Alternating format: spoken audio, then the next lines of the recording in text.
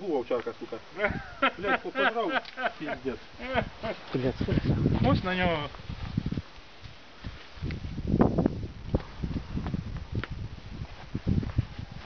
Все хорошо, що ти фотоапарат. Ось молодець. Воно. Слухай, Рома, а я, ти не викидай ці ножі.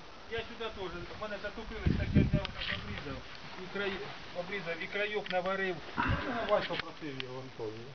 Якийсь він самоділковий, там маленький плужок у нього, так він їх хоче отак. А, во-во-во. Так що у нього на дві оцих, так я йому оце ж не викидаю, йому Конечно, конечно. поки він поодрізає. Правильно, правильно. Воно куди ще заготовка піде. Воно хай яке не є, хоч воно з того бураками воно ще не я десь зачепив за рельс, за пеньок. У мене все скидно воно. І покати його, кожен год він до мене приходить, кожен год оце отаке.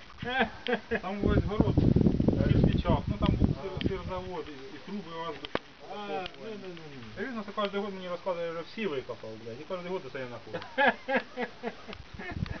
Я казав, невдобно і шкода собі. Там города, блядь, тих 13 соток. Не скільки заробиш, скільки оце. Собі тільки проблем.